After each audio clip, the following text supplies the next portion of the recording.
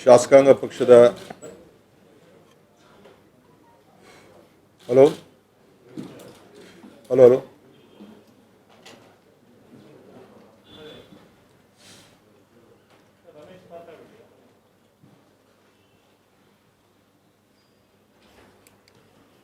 Hello hello ಕೇಳಿಸ್ತಾ ಇದೆಯಲ್ಲ? ಶಾಸಕಾಂಗ ಪಕ್ಷದ ನಾಯಕರಾದಂಥ ಸಿದ್ದರಾಮಯ್ಯ ಸಾಹೇಬ್ರೆ, ಕಾರ್ಯಾಧ್ಯಕ್ಷರಾದಂಥ ಸಲೀಮ್ರವರೇ, ಹರಿಪ್ರಸಾದ್ರವರೇ,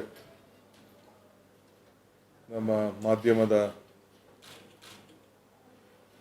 ಸೆಲ್ಲಿನ ಅಧ್ಯಕ್ಷರಾದಂಥ ಶಂಕರ್ ಅವರು, ಸುದರ್ಶನ್ ಅವರು, ನಾರಾಯಣ ಸ್ವಾಮಿ ಅವರು, ವಿಶೇಷವಾಗಿ ಇವತ್ತು ನಮ್ಮ ಪಕ್ಷಕ್ಕೆ ಸೇರ್ಪಡೆ ಆಗ್ತಾ ಇರೋಂಥ ರಮೇಶ್ ಬಾಬು ಮತ್ತು ಅವರೆಲ್ಲ ಸ್ನೇಹಿತರೆ, ಸುಮಾರು 60ಕ್ಕೂ ಹೆಚ್ಚು ಅರ್ಜಿಗಳು ಕಾಂಗ್ರೆಸ್ ಪಕ್ಷದ ಸೇರ್ಪಡೆಗೆ ವಿವಿಧ ಜಿಲ್ಲೆಯಿಂದ ಬಂದಿವೆ. ಕಾಂಗ್ರೆಸ್ ಪಕ್ಷ ಎಲ್ಲರನ್ನೂ ತೆಗೆದುಕೊಳ್ಳೋಕ್ಕಿಂತ ಮುಂಚಿತವಾಗಿ ಅಲ್ಲಂ ವೀರಭದ್ರಪ್ಪನವರ ನೇತೃತ್ವದಲ್ಲಿ ಒಂದು ಸಮಿತಿಯನ್ನು ರಚನೆಯನ್ನು ನಾವು ಮಾಡಿದ್ದೇವೆ. ಸ್ಥಳೀಯ ಮುಖಂಡಗಳ ಹತ್ರ ಚರ್ಚೆ ಮಾಡಿ ಯಾರೇ ಆಗಲಿ ಪಕ್ಷಕ್ಕೆ ಸೇರ್ಪಡೆ ಆಗೋರನ್ನ ಸ್ಥಳೀಯರ ಜೊತೆನೂ ಕೂಡ ಒಗ್ಗೂಡಿಸ್ಕೊಂಡು ಕೆಲಸ ಮಾಡಬೇಕು ಅನ್ನೋ ದೃಷ್ಟಿಯಿಂದ ಒಂದು ಸಮಿತಿಯನ್ನು ರಚನೆಯನ್ನು ಮಾಡಿದ್ದೇವೆ. ಅನೇಕ ಅರ್ಜಿಗಳು ಇನ್ನು ವ್ಯಾಪಕವಾಗಿ ಚರ್ಚೆ ಸ್ಥಳದ ಮಟ್ಟದಲ್ಲಿ ಆಗಬೇಕಾಗಿದೆ. ಆದರೆ ವಿಧಾನ ಪರಿಷತ್ತಿನ ಚುನಾವಣೆ ಸದ್ಯದಲ್ಲಿ ಘೋಷಣೆ ಆಗುವಂಥ ಸಂದರ್ಭದಲ್ಲಿ ರಮೇಶ್ ಬಾಬು ಅವರ ಅರ್ಜಿಯನ್ನು ಜಲ್ದಿ ತೀರ್ಮಾನ ಮಾಡಬೇಕು ಅನ್ನೋ ದೃಷ್ಟಿಯಿಂದ ಸಮಿತಿ ತೆಗೆದುಕೊಳ್ಬೇಕು ಪಕ್ಷಕ್ಕೆ ಅಂಥೇಳಿ ಶಿಫಾರಸನ್ನು ಮಾಡಿದೆ. ಸೊ ನಾನು ಮತ್ತು ನಮ್ಮ ವಿರೋಧ ಪಕ್ಷದ ನಾಯಕರು ಮಾತಾಡಿಕೊಂಡು ಅನೇಕ ಮುಖಂಡರುಗಳ ಹತ್ರ ಚರ್ಚೆ ಮಾಡಿ ಸುಮಾರು ಒಂದೂವರೆ ತಿಂಗಳ ಹಿಂದೆ ನಮ್ಮ ಸಮಿತಿ ತೀರ್ಮಾನ ಮಾಡಿದ್ರು ಕೂಡ ಇದು ಕಾರಣದಿಂದ ಸ್ವಲ್ಪ ಮುಂದಕ್ಕೆ ಹೋಗ್ತಾ ಇತ್ತು. ಅನೇಕ ದಿನಗಳನ್ನು ನಾವು ವೇಟ್ ಮಾಡ್ತಾ ಇದ್ದೋ. ಸೊ ಇವತ್ತು ಶ್ರೀ ರಮೇಶ್ ಅವ್ರನ್ನ ಮತ್ತು ಅವರ ಸ್ನೇಹಿತರನ್ನ ಅಧಿಕೃತವಾಗಿ ಕಾಂಗ್ರೆಸ್ ಪಕ್ಷಕ್ಕೆ ಇವತ್ತು ಯಾವ ಷರತ್ತು ಇಲ್ಲದೆ ಶ್ರೀಮತಿ ಸೋನಿಯಾ ಗಾಂಧಿ ಅವರ ನಾಯಕತ್ವ, ಕಾಂಗ್ರೆಸ್ ಪಕ್ಷದ ಸಿದ್ಧಾಂತ, ಇದಕ್ಕೆ ಅವರು ಒಪ್ಪಿ ಮೊದಲಿಂದ ಕೂಡ ಅನೇಕ ಡಿಬೇಟ್ಗಳಲ್ಲಿ, ಚರ್ಚೆಗಳಲ್ಲಿ, ವಿಧಾನ ಪರಿಷತ್ನಲ್ಲಿ, ಹೊರಗಡೆ ಎಲ್ಲ ಕೂಡ ಕಾಂಗ್ರೆಸ್ನ ಸಿದ್ಧಾಂತದ ಜೊತೆಯಲ್ಲೇ ಅವರು ಗುರುತಿಸ್ಕೊಂಡಿದ್ದನ್ನು ನಾವು ಗಮನಿಸಿದ್ದೇವೆ. ಸೊ ಅದಕ್ಕೆ ಅವ್ರನ್ನ, ಅವರ ಸ್ನೇಹಿತರನ್ನೆಲ್ಲ ಕೂಡ ನಾವೆಲ್ಲ ಒಗ್ಗಟ್ಟಿನಿಂದ ಇಡೀ ನಮ್ಮ ಸ್ಥಳೀಯ ಮುಖಂಡರೆಲ್ಲ ನಾವು ಚರ್ಚೆ ಮಾಡಿದ್ದೇವೆ. ಸೊ ಇವತ್ತು ಅವ್ರನ್ನ ಪಕ್ಷಕ್ಕೆ ಅಧಿಕೃತವಾಗಿ ಸೇರ್ಪಡೆ ಮಾಡ್ಕೊಳ್ತಾ ಇದ್ದೇವೆ. ಅವ್ರಿಗೆ ಕಾಂಗ್ರೆಸ್ ಪಕ್ಷದ ಪರವಾಗಿ ನಾವು ಯಾರಿಲ್ಲಿ ಕೂತಿದ್ದೀವಿ ಮತ್ತೆಲ್ಲ ಕಾರ್ಯಕರ್ತರ ಪರವಾಗಿ ಅವ್ರಿಗೆ ನಾವು ಸ್ವಾಗತವನ್ನು ಈ ಸಂದರ್ಭದಲ್ಲಿ ಬಯಸ್ತಾ ಇದ್ದೀವಿ. ಬೇರೆ ವಿಚಾರಗಳನ್ನು ಅವರು ಮಾತಾಡಾದ್ಮೇಲೆ ಕೆಲವು ವಿಚಾರಗಳನ್ನು ತಮ್ಮ ಹತ್ರ ನಾನು ಚರ್ಚೆಯನ್ನು ಮಾಡ್ತೇನೆ. ಆಮೇಲೆ ನಮ್ಮ ವಿರೋಧ ಪಕ್ಷದ ನಾಯಕರು ಕೂಡ ತಮ್ಮ ಹತ್ರ ಮಾತಾಡ್ತಾರೆ.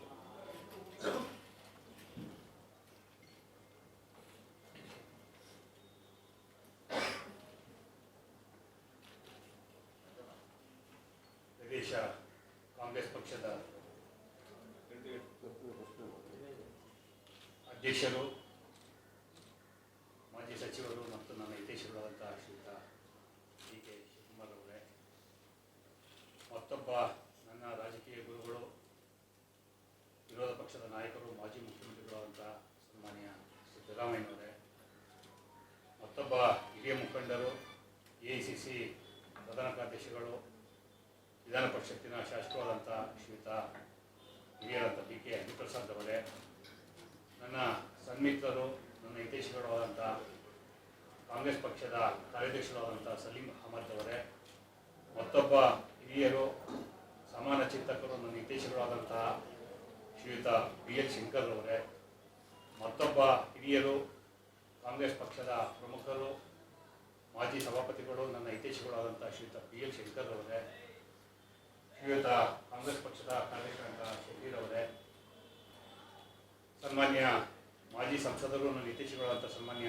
ಸಿ ನಾರಾಯಣಸ್ವಾಮಿ ಅವರೇ, ಲೀಗಲ್ ಸೆಲ್ ಮಾಜಿ ಅಧ್ಯಕ್ಷರಾದಂಥ ಶ್ರೀಯುತ ಧನಂಜಯ್ ಅವರೇ, ಸನ್ಮಾನ್ಯ ಅಸ್ನಬರ್ ಅವರೇ, ನನ್ನ ಹಿತೈಷಿಗಳಾದಂಥ ಅಸ್ನಬರ್ ಅವರೇ, ಸನ್ಮಾನ್ಯ ಆವಿ ವೆಂಕಟೇಶ್ ಅವರೇ, ಅದೇ ರೀತಿ AICC ಸದಸ್ಯರಾದಂಥ ಶ್ರೀಯುತ ವಕೀಲರಾದಂಥ ಬ್ರಿಜೇಶ್ ಕಾಳಪ್ಪನವರೇ, ಇರ್ತಕ್ಕಂಥ ಎಲ್ಲ ಮಾಧ್ಯಮ ಮಿತ್ರರೇ, ಮತ್ತು ಬಹುತೇಕ ನನ್ನ ಕಾಂಗ್ರೆಸ್ ಮಿತ್ರರು, ಮನೋಹರ್ ಇರ್ಬೋದು, ಸಲೀಂ ಅವರು ಇರ್ಬೋದು, ಅನೇಕ ಮಿತ್ರರು ಎಲ್ಲರೂ ಬಂದಿದ್ದಾರೆ. ವಿಶೇಷವಾಗಿ ತುಮಕೂರು ಭಾಗದಿಂದ, ಚಿತ್ರದುರ್ಗ ಭಾಗದಿಂದ, ಕೋಲಾರ ಭಾಗದಿಂದ, ಚಿಕ್ಕಬಳ್ಳಾಪುರ ಭಾಗದಿಂದ ನನ್ನ ಸ್ನೇಹಿತರು ಬಂದಿದ್ದಾರೆ. ಎಲ್ರಿಗೂ ವಂದಿಸ್ತಾ, ಬಹುತೇಕ 1977ರಲ್ಲಿ ನಾನು 7ನೇ ತರಗತಿ ಪ್ರಾಥಮಿಕ ಶಾಲೆಯಲ್ಲಿದ್ದಂಥ ಸಂದರ್ಭದಲ್ಲಿ ರಾಜಕಾರಣಕ್ಕೆ ನನಗೆ ಆಸಕ್ತಿ ಬೆಳೆಸ್ಕೊಂಡಂಥದ್ದು. ನಮ್ಮ ತಂದೆಯವರ ಒಂದು ಪ್ರೇರಣೆ. ಆವತ್ತಿನ ಕಾಲಕ್ಕೆ ನಾನು ಮೊದಲು ಜನತಾ ಪಕ್ಷದ ಪಾರ್ಲಿಮೆಂಟ್ ಚುನಾವಣೆಯಲ್ಲಿ ಜನತಾ ಪಕ್ಷಕ್ಕೆ ಪ್ರಚಾರ ಕೈಗೊಂಡಂತನು. ತದನಂತರ ಜನತಾ ಪಕ್ಷ, ಜನತಾದಳ, JDS ಪಕ್ಷ, ಈ ರೀತಿ ಸುಮಾರು 4 ದಶಕಗಳ ಕಾಲ ಆ ಪಕ್ಷದಲ್ಲಿ ಕೆಲಸವನ್ನು ಮಾಡ್ಕೊಂಡು ಬಂದೆ.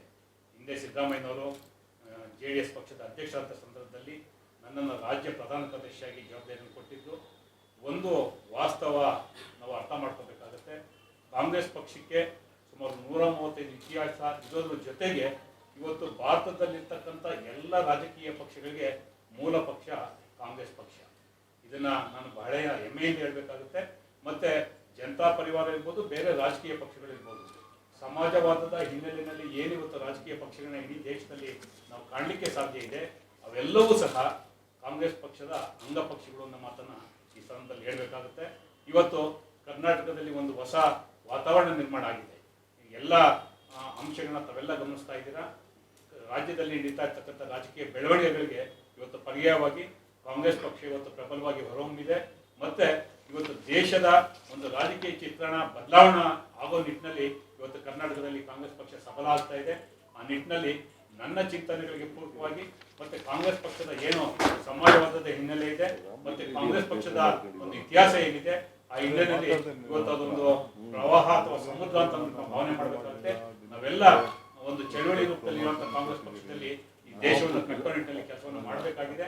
ಆ ನಿಟ್ಟಿನಲ್ಲಿ ಬಹುತೇಕ ಇದು ನನ್ನ ಭಾಷಣದ ಸಮಯ ಅಲ್ಲ, ಸಂಕ್ಷಿಪ್ತವಾಗಿ ನಾನು ಹೇಳಬೇಕಾಗಿದೆ. ಹಾಗಾಗಿ ಇವತ್ತು ನನಗೆ ಕಾಂಗ್ರೆಸ್ ಪಕ್ಷದ ಅಧ್ಯಕ್ಷರು, ವಿರೋಧ ಪಕ್ಷದ ನಾಯಕರು ಮತ್ತೆ ವೇದಿಕೆಯಲ್ಲಿ ಇರ್ತಕ್ಕಂಥ ಎಲ್ಲ ನಾಯಕರು ಮತ್ತೆ ಕಾಂಗ್ರೆಸ್ ಮುಖಂಡರು ನನ್ನ ಪಕ್ಷಕ್ಕೆ ಸೇರ್ಪಡೆ ಮಾಡಿಕೊಂಡು ಈ ಪಕ್ಷದಲ್ಲಿ ಕೆಲಸ ಮಾಡುವಂತ ಅವಕಾಶವನ್ನು ಕೊಟ್ಟಿದ್ದಾರೆ.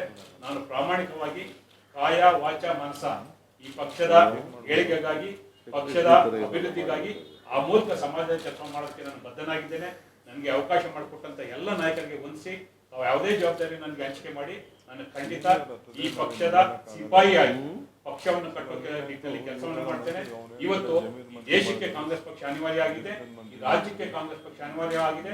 ಏನು ಕಾಂಗ್ರೆಸ್ ಪಕ್ಷದ ಮೂಲ ಆಶಯ ಏನಿದೆ, ಸನ್ಮಾನ್ಯ ಪಂಡಿತ್ ನೆಹರೂರವರಿರ್ಬೋದು, ಶ್ರೀಮತಿ ಇಂದಿರಾ ಗಾಂಧಿರವರಿರ್ಬೋದು, ರಾಜೀವ್ ಗಾಂಧಿರವರಿರ್ಬೋದು, ಸೋನಿಯಾ ಮೇಡಮ್ ಅವರಿರ್ಬೋದು, ಪ್ರಿಯಾಂಕಾ ಗಾಂಧಿರವರಿರ್ಬೋದು, ರಾಹುಲ್ ಗಾಂಧಿರವರಿರ್ಬೋದು, ಎಲ್ಲ ಕಾಂಗ್ರೆಸ್ ಇನ್ಕ್ಲೂಡಿಂಗ್ ನರಸಿಂಹರಾವ್ ಅಥವಾ ಮನಮೋಹನ್ ಸಿಂಗ್ ಅವರು ಹಾಕೊಟ್ಟಂತಹ ಒಂದು ಸರಣಿ ರೂಪದ ಕಾರ್ಯಕ್ರಮಗಳ ಹಿನ್ನೆಲೆಯಲ್ಲಿ ಒಂದು ಕಾಂಗ್ರೆಸ್ನ ಬಲಪಡಿಸುವ ನಿಟ್ಟಿನಲ್ಲಿ ಕೆಲಸವನ್ನು ಮಾಡ್ತೇನೆ ಅನ್ನೋ ಮಾತನ್ನು ಹೇಳ್ತಾ ತಮ್ಮೆಲ್ಲರಿಗೂ ಅವಕಾಶಕ್ಕಾಗಿ ಧನ್ಯವಾದಗಳು ಹೇಳಿ ನಾನು ಮಾತು ಮುಗಿಸ್ತೇನೆ.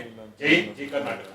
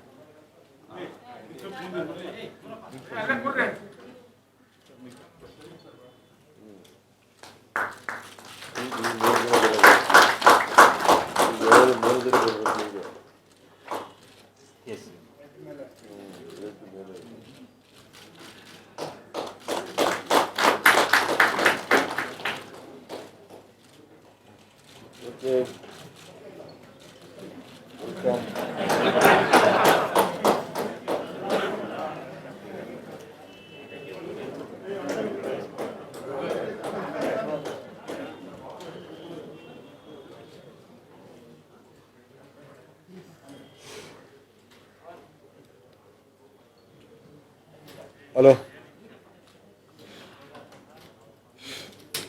ಹಲೋ ಹಲೋ ಹಲೋ ಏನ್ರಿ ಮೈಕೆಲ್ಲ ಇದು? Hello hello hello hello hello hello ಕೇಳಿಸಿದ್ಯಲ್ಲ?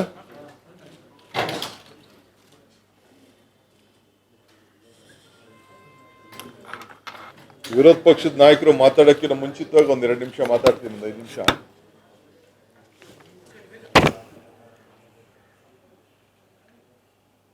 ಈಗಾಗಲೇ ವಿಧಾನಸಭೆ ಸರ್ಕಾರ ಕರೆದಿದ್ದಾರೆ.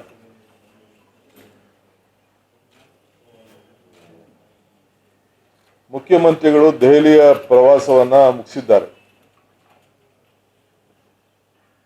26 ಜನ ಎಂಪಿಗಳನ್ನ ಬಿಜೆಪಿ ಪಕ್ಷಕ್ಕೆ ನಮ್ಮ ರಾಜ್ಯದಿಂದ ಕೊಟ್ಟಿದ್ದಾರೆ.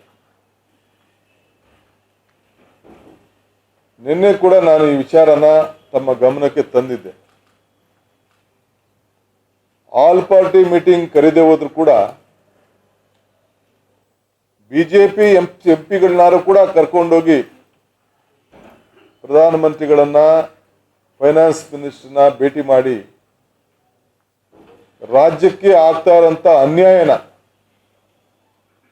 ಬರಬೇಕಾದಂಥ ಹಣ ಮತ್ತು ಏನೇನು ಬೇಡಿಕೆ ಇತ್ತು, ಮೊದಲಿಂದ ಕೂಡ ಅಧಿವೇಶನ ನಡಿಬೇಕಾದ್ರೆ ಎಲ್ಲ ಪಕ್ಷದ ಸದಸ್ಯರುಗಳನ್ನ ಕರೆದು ಮಾತಾಡಿ ಪಾರ್ಲಿಮೆಂಟಲ್ಲಿ ಪ್ರಸ್ತಾವನೆ ಮಾಡಿ ಪಕ್ಷ ಭೇದ ಮರೆತು ರಾಜ್ಯದ ಹಿತಕ್ಕೋಸ್ಕರ ಚರ್ಚೆ ಮಾಡೋಂಥ ಒಂದು ಸಂಪ್ರದಾಯ ನಮ್ಮ ರಾಜ್ಯದಲ್ಲಿ ನಡ್ಕೊಂಡು ಬರ್ತಿತ್ತು.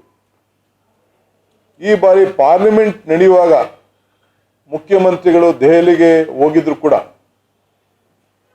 ಯಾವ ಎಂಪಿಗಳನ್ನು ಕೂಡ ಕರೀದೆ, ಬೇರೆ ಬಿಡಿ, ಜನತಾದಳ ಒಬ್ರು ಇರ್ಬೋದು, ಕಾಂಗ್ರೆಸ್ಸಿಂದ ಒಬ್ರು ಇರ್ಬೋದು, ರಾಜ್ಯಸಭೆಯಿಂದ ನಮ್ಮಲ್ಲಿ ಒಂದು 4-5 ಜನ ಇರ್ಬೋದು, ಅಟ್ಲೀಸ್ಟ್ ಬಿಜೆಪಿಯವ್ರನ್ನಾದ್ರೂ ಕೂಡ ಕರ್ಕೊಂಡೋಗಿ, ನಮ್ಮ ಎಂಪಿಗಳನ್ನ ಕರ್ಕೊಂಡು ಹೋಗೋಕ್ಕೆ ಅವ್ರಿಗೆ ಇಷ್ಟ ಇಲ್ಲದೆ ಹೋದ್ರು ಕೂಡ ಬಿಜೆಪಿ ಎಂಪಿ ಇದ್ದಂಥ ಒಂದು 30 ಜನ ಎಂಪಿಗಳಿದ್ರು, ಅವ್ರನ್ನ ಕರ್ಕೊಂಡೋಗಿ ರಾಜ್ಯಕ್ಕೆ ಆಗ್ತಾ ಇರೋಂಥ ಅನ್ಯಾಯವನ್ನು ಅವರು ಪ್ರತಿಪಾದನೆಯನ್ನ ಮಾಡಬಹುದಾಗಿತ್ತು. ಸೊ ಈ ವಿಚಾರದಲ್ಲಿ ಈಗಾಗಲೇ ಮುಖ್ಯಮಂತ್ರಿಗಳು ವಿಫಲ ಆಗಿದ್ದಾರೆ. ಎರಡನೇದು, ಅಸೆಂಬ್ಲಿ ನಡೀತಾ ಇದೆ. ನಾವು ಬೇಕಾದಷ್ಟು ವಿಚಾರಗಳನ್ನು ಅಲ್ಲಿ ಪ್ರಸ್ತಾವನೆ ಮಾಡ್ತೇವೆ, ಅದೆಲ್ಲ ನಮ್ಮ ನಾಯಕರು ನಿಮಗೆ ತಿಳಿಸ್ತಾರೆ. ಆದರೆ ಒಂದು ವಿಚಾರವನ್ನು ರಾಜ್ಯದ ಪರವಾಗಿ ನಾವು ನಿರೀಕ್ಷೆ ಮಾಡ್ತಾ ಇದ್ದೇವೆ. 20 ಲಕ್ಷ ಕೋಟಿ ರೂಪಾಯಿನ ಏನು ಪ್ರೈಮ್ ಮಿನಿಸ್ಟರ್ ಅನೌನ್ಸ್ಮೆಂಟ್ ಮಾಡಿದ್ರು, ಸೆಂಟ್ರಲ್ ಮಿನಿಸ್ಟರ್ ಅನೌನ್ಸ್ ಮಾಡಿದ್ರು, ನಮ್ಮ ರಾಜ್ಯಕ್ಕೆ ಏನು ಅನುಕೂಲ ಆಗಿದೆ, ಯಾರಿಗೂ ಅನುಕೂಲ ಆಗಿದೆ, ಎಷ್ಟು ಮೀಟಿಂಗ್ಗಳನ್ನು ಬ್ಯಾಂಕ್ಗಳ ಜೊತೆ ಮುಖ್ಯಮಂತ್ರಿಗಳು, ಚೀಫ್ ಸೆಕ್ರೆಟರಿ ಮಾಡಿದ್ದಾರೆ, ಯಾರ್ಯಾರಿಗೆ ವೈಯಕ್ತಿಕವಾಗಲಿ ಇನ್ಸ್ಟಿಟ್ಯೂಷನ್ಸ್ ಇಂದ ಸಹಾಯ ಆಗಿದೆ, ಇದೊಂದು ದಯವಿಟ್ಟು ಅಸೆಂಬ್ಲಿಲಿ ಅವರು ಹೇಳಿ ದಾಖಲೆಗೆ ತಂದು ಅದನ್ನ ನಮಗೆಲ್ಲ ತಿಳಿಸಿದ್ರೆ ಬಹಳ ಉತ್ತಮ. ಕೇಂದ್ರ ಸರ್ಕಾರದ ಪ್ಯಾಕೇಜ್ ಯಾರ್ಯಾರು ಯಾವ ವರ್ಗಕ್ಕೆ ತಲುಪಿದೆ, ಸುಮ್ಮನೆ ಏನೋ ಒಂದು ಲೆಕ್ಕಾಚಾರ, ಸುಮ್ಮನೆ ಯಾವುದೋ ಲೆಕ್ಕಾಚಾರದಲ್ಲ. ಏಕೆಂದ್ರೆ ಫೈನಾನ್ಷಿಯಲ್ 20 ಲಕ್ಷ ಕೋಟಿ ರೂಪಾಯಿ ಈ ಒಂದು ಕೋವಿಡ್ ಸಂದರ್ಭದಲ್ಲಿ ಇದರಿಂದ ಎಲ್ಲರೂ ಕೂಡ ಅನುಕೂಲ ಆಗ್ತದೆ ಅಂತೇಳಿ ಒಂದು ದೊಡ್ಡ ಬಿಡುಗಡೆ ಅನೌನ್ಸ್ಮೆಂಟ್ ಎಲ್ಲ ಮಾಡಿದ್ದಾರೆ. ಸೊ ಯಾರು ಕೊಟ್ಟಿದ್ದಾರೆ, ಯಾವ ಬ್ಯಾಂಕ್ ಅವ್ರು ಯಾರು ಕೊಟ್ಟಿದ್ದಾರೆ, ಏನು ಕಂಡೀಷನ್ ಹಾಕಿದ್ದಾರೆ, ಯಾರಿಗೆ ಇದರಿಂದ ಲಾಭ ಆಗಿದೆ, ಸರ್ಕಾರದಲ್ಲಿ ಏನೋ ಒಂದು ದಾಖಲೆ ಇರಬೇಕಲ್ಲ. ಸೊ ಸರ್ಕಾರಕ್ಕೆ, ಚೀಫ್ ಮಿನಿಸ್ಟರ್ಗೆ, ಚೀಫ್ ಸೆಕ್ರೆಟರಿಗೆ, ಎಲ್ಲ ಬ್ಯಾಂಕ್ ಅವ್ರ ಹತ್ರ ಕೂಡ ಮಾತಾಡಲಿಕ್ಕೆ, ಚರ್ಚೆ ಮಾಡಲಿಕ್ಕೆ, ದಾಖಲೆಯನ್ನು ಪಡ್ಕೊಳ್ಳಿಕ್ಕೆ ಒಂದು ಅವಕಾಶ ಇದೆ. ಇದಲ್ಲದೆ PM care fund, CM fund, ಅದು ಕೂಡ ಯಾರು ಕೊಟ್ಟರು, ಎಷ್ಟು ಕೊಟ್ಟರು, ಯಾವ ರಾಜ್ಯದಿಂದ ಬಂತು, ನಮ್ಮ ರಾಜ್ಯಕ್ಕೆ ಏನು ಬಂತು, ಯಾರಿಗೇನು ಅನುಕೂಲ ಆಗಿದೆ, ಅದು ಕೂಡ ಒಂದು ಲೆಕ್ಕ. 1600 ಕೋಟಿ ರೂಪಾಯಿದು ಒಂದು ಪ್ಯಾಕೇಜ್, ಅದು ಅದಾದ್ಮೇಲೆ ಇನ್ನು ಸ್ವಲ್ಪ ಅನೌನ್ಸ್ಮೆಂಟ್ ಮಾಡಿದ್ದಾರೆ. ಯಾವ್ಯಾವ ವರ್ಗದವ್ರು ಕೊಟ್ಟಿದ್ದಾರೆ, ಯಾರು ಕೊಟ್ಟಿದ್ದಾರೆ, ಯಾವತ್ತು ಕೊಟ್ಟಿದ್ದಾರೆ, ಅನೌನ್ಸ್ಮೆಂಟ್ ಯಾವತ್ತು ಮಾಡಿದ್ರು, ಎಷ್ಟು ಡ್ರೈವರ್ ಕೊಟ್ಟರು, ಯಾವತ್ತು ಅವ್ರಿಗೆ ಮುಟ್ತು, ಸವಿತಾ ಸಮಾಜದವ್ರಿಗೆ ಎಷ್ಟು ಕೊಟ್ಟರು, ಮಡಿವಾಡ್ರಿಗೆ ಎಷ್ಟು ಕೊಟ್ಟರು, ಆಚಾರ್ಯರಿಗೆ ಎಷ್ಟು ಕೊಟ್ಟರು, ದರ್ಜಿಯವ್ರಿಗೆ ಎಷ್ಟು ಕೊಟ್ಟರು, ಯಾವ ವರ್ಗಕ್ಕೆ ಸಹಾಯ ಮಾಡಿದ್ದೀವಿ ಅಂತ ಹೇಳಿದ್ರು, ಯಾವತ್ತು ಬಿಡುಗಡೆ ಆಯಿತು.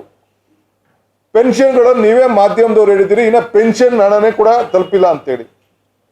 ಸೊ ಹಿಂಗೆ ಎಲ್ಲ ವಿಚಾರದಲ್ಲೂ ಕೂಡ ಅವರು ಒಂದು ವ್ಯಾಪಕವಾದಂಥ ಒಂದು ದಾಖಲೆಯನ್ನು, ಎಷ್ಟು ಆದೇಶಗಳನ್ನು ಕೊರೋನಾ ಸಂದರ್ಭದಲ್ಲಿ ಅವರು ಹೊರಡಿಸಿದ್ದಾರೆ, ಆದೇಶಗಳ ಪರವಾಗಿ ಏನು ಅನೌನ್ಸ್ಮೆಂಟ್ ಆಗಿದೆ, ಅದನ್ನು ಏನು ತಲುಪಿದೆ, ಇದನ್ನು ಕೂಡ ಅಸೆಂಬ್ಲಿಲಿ ಬಹುಶಃ ಅವರು ಪ್ರಾರಂಭದ ದಿನವೇ ಅವರು ಘೋಷಣೆ ಮಾಡಲಿ ಅಂತೇಳಿ ಈ ಸಂದರ್ಭದಲ್ಲಿ ಸರ್ಕಾರವನ್ನು ಒತ್ತಾಯವನ್ನು ನಾನು ಮಾಡ್ತೇನೆ. ಪ್ರಜಾಪ್ರಭುತ್ವದ ವ್ಯವಸ್ಥೆಯಲ್ಲಿ ಇದೆಲ್ಲ ಅವರು ನಮಗೆ ಕೊಡಬೇಕಾದ್ದು, ನಿಮ್ಗೆ ಕೊಡಬೇಕಾದ್ದು ಭಾಳ ಮುಖ್ಯ. ನೀವು ಕೂಡ ಅನೇಕ ವಿಚಾರಗಳನ್ನು ಸರ್ಕಾರದ ಗಮನವನ್ನು, ಸಾರ್ವಜನಿಕ ಗಮನವನ್ನು ಮಾಧ್ಯಮ ವಿಶೇಷವಾಗಿ 6 ತಿಂಗಳಲ್ಲಿ ಕೊರೋನಾ ಸಂದರ್ಭದಲ್ಲಿ ನೀವು ಬೆಳಕನ್ನು ಚೆಲ್ಲಿದ್ದೀರಿ. ನಿಮಗೆ ನಾವು ಅಭಿನಂದಿಸ್ತೇವೆ. ನಮ್ಗಿನ್ನ ಉತ್ತಮವಾದಂಥ ಕೆಲಸವನ್ನು ನೀವು ಮಾಡಿದ್ದೀರಿ. ಸೊ ನಿಮ್ಮ ಜೊತೆ ಕೈ ಜೋಡಿಸ್ಲಿಕ್ಕೆ ನಾವು ಬದ್ಧರಾಗಿದ್ದೇವೆ.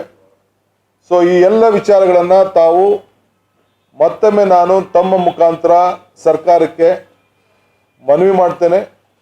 ಯಾವ್ಯಾವ ಮಂತ್ರಿ ಯಾವ ಇಲಾಖೆಯಿಂದ ಈ ಕಷ್ಟದ ಸುಖದಲ್ಲಿ ಯಾರು ಭಾಗಿಯಾಗಿದ್ದಾರೆ, ಯಾವ ಆದೇಶ ಹೊರಡಿಸಿದ್ದಾರೆ, ಯಾರ್ಯಾರಿಗೆ ಏನೇನು ತಲುಪಿದೆ, ಎಷ್ಟು % ತಲುಪಿದೆ, ಏನು ತಲುಪಿದೆ ಅನ್ನೋದು ಕೂಡ ಬಹುಶಃ ಬಹಿರಂಗವಾಗಿ ಅವರು ತಿಳಿಸಿದ್ರೆ ಇದು ಸೂಕ್ತ ಅಂತ ನಾನಂತೂ ತಿಳ್ಕೊಂಡಿದ್ದೇನೆ. ಇದನ್ನು ಮುಖ್ಯಮಂತ್ರಿಗಳು ಏನು ದೆಹಲಿಯ ಭೇಟಿಯ ಯಾರ್ಯಾರನ್ನ ಭೇಟಿ ಮಾಡಿ ಎಷ್ಟು ಹಣ ತಂದರು, ಎಷ್ಟು ಬೇಡಿಕೆ ಇಟ್ಟಿದ್ರು, ಏನು ಅನುಕೂಲ ಆಯಿತು ಅನ್ನೋದು ಕೂಡ ನಮ್ಮ ಗಮನಕ್ಕೆ, ತಮ್ಮ ಗಮನಕ್ಕೆ, ರಾಜ್ಯದ ಗಮನಕ್ಕೆ ತರಬೇಕು ಅಂತ ಹೇಳಿ ತಮ್ಮ ಮುಖಾಂತರ ನಾನು ಸರ್ಕಾರವನ್ನು ಒತ್ತಾಯವನ್ನು ನಾನು ಮಾಡ್ತೇನೆ.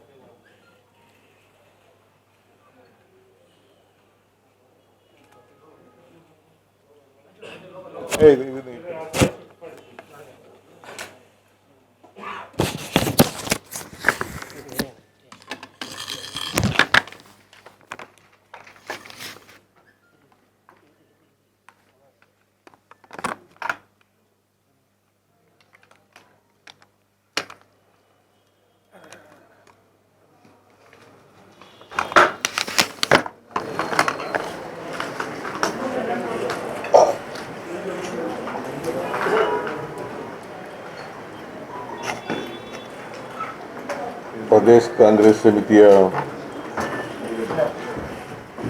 ಅಧ್ಯಕ್ಷರಾದಂಥ DK ಶಿವಕುಮಾರ್ ಅವರ, ಕಾರ್ಯಾಧ್ಯಕ್ಷರಾದಂಥ ಸಲೀಂ ಅಹಮದ್ ಅವರ,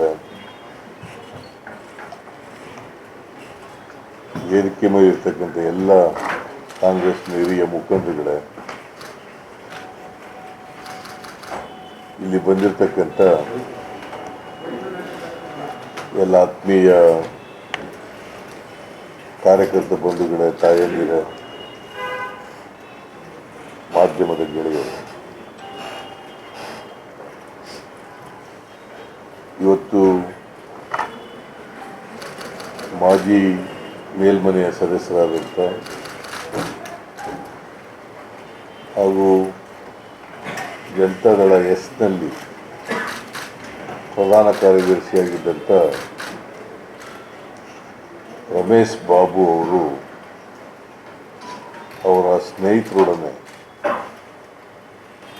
ಅವರ ಸಂಗಡಿಗರೊಡನೆ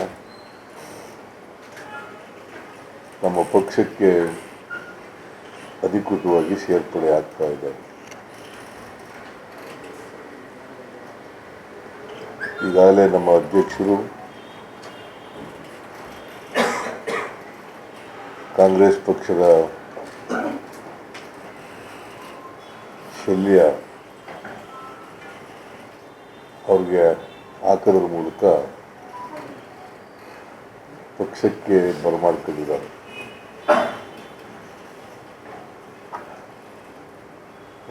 ರಮೇಶ್ ಬಾಬು ಅವರನ್ನು ಭಾಳ ವರ್ಷಗಳಿಂದ ನಾನು ಬಲ್ಲೆ. ನಾನು ಕಾಂಗ್ರೆಸ್ ಬರೋದಕ್ಕಿಂತ ಮುಂಚಿತವಾಗಿ JDSನಲ್ಲೇ ಇದ್ದೆ. ನಾನು 6 ವರ್ಷಗಳ ಕಾಲ JDSನ ಅಧ್ಯಕ್ಷನಾಗಿದ್ದೆ. ಆ ಸಂದರ್ಭದಲ್ಲಿ ರಮೇಶ್ ಬಾಬು ಅವರನ್ನು ಪ್ರಧಾನ ಕಾರ್ಯದರ್ಶಿಯಾಗಿ ನೇಮಕ ಮಾಡಿದ್ದೆ. ಯಾಕಂದರೆ ರಮೇಶ್ ಬಾಬು ಅವರು ಒಬ್ಬ ಕ್ರಿಯಾಶೀಲ ರಾಜಕಾರಣಿಯಾಗಿದ್ದರು, ವಕೀಲರಾಗಿದ್ದರು, ಮತ್ತು ಪಕ್ಷದ ಸಂಘಟನೆಯಲ್ಲಿ ಯಾವಾಗಲೂ ಮುಂಚೂಣಿನಲ್ಲಿರ್ತಿದ್ದರು. ಹಾಗಾಗಿ ಅವರನ್ನು ಗುರುತಿಸಿ ಅವರಿಗೆ ಪ್ರಧಾನ ಕಾರ್ಯದರ್ಶಿ ಹುದ್ದೆಯನ್ನು ನಾನು ಅವತ್ತು ಕೊಟ್ಟು ನೇಮಕ ಮಾಡಿದ್ದೆ. ಅವರು ಯಾವುದೇ ಪಕ್ಷದಲ್ಲಿರಲಿ ಆ ಪಕ್ಷಕ್ಕೆ ನಿಷ್ಠೆಯಾಗಿ ಕೆಲಸ ಮಾಡ್ತಾಯಿದ್ರು. ಜನತಾ ಪರಿವಾರದಿಂದ ಬಂದವರು, ಜನತಾ ಪಾರ್ಟಿ, ಜನತಾದಳ ಎಸ್, ಅಲ್ಲಿಂದ ಬಂದವರು. ಈಗಾಗಲೇ ಅವ್ರು ಹೇಳ್ದಾಗೇ ಅನೇಕ ಪಾರ್ಟಿಗಳಿಗೆ ಕಾಂಗ್ರೆಸ್ಸೇ ಮೂಲ. 135 ವರ್ಷಗಳ ಇತಿಹಾಸ ಇರ್ತಕ್ಕಂಥ ಕಾಂಗ್ರೆಸ್ ಪಾರ್ಟಿ ಇವತ್ತು BJP ಪಕ್ಷಕ್ಕೆ, JDS ಪಕ್ಷಕ್ಕೆ, ಕೆಲವು ಕಮ್ಯುನಿಸ್ಟ್ ಪಕ್ಷದ ಮುಖಂಡರುಗಳು, ಇವತ್ತೆಲ್ಲ ಬೇರೆ ಬೇರೆ ಒರಿಸ್ಸಾದಲ್ಲಿರ್ತಕ್ಕಂಥ ಅಧಿಕಾರದಲ್ಲಿರ್ತಕ್ಕಂಥ ಪಕ್ಷ, ಆಮೇಲೆ ಬಿಹಾರ್ನಲ್ಲಿರ್ತಕ್ಕಂಥ ಪಕ್ಷ, ತಮಿಳುನಾಡು, ಕೇರಳ, ಇಲ್ಲೆಲ್ಲ ಬೇರೆ ಬೇರೆ ಪಕ್ಷಗಳಿದ್ದಾವಲ್ಲ. ಇವೆಲ್ಲ ಭಾಳ ಜನ ಕಾಂಗ್ರೆಸ್ನಲ್ಲಿ ಇದ್ದು ಹೋಗಿದ್ದಂಥವ್ರು. ಸೋಷಲಿಸ್ಟ್ ಪಾರ್ಟಿ ಆದದ್ದು ಕಾಂಗ್ರೆಸ್ನಿಂದ ಒಂದು ಗುಂಪು ಹೋಗಿ ಸೋಷಲಿಸ್ಟ್ ಪಾರ್ಟಿ ಆಗೋದು.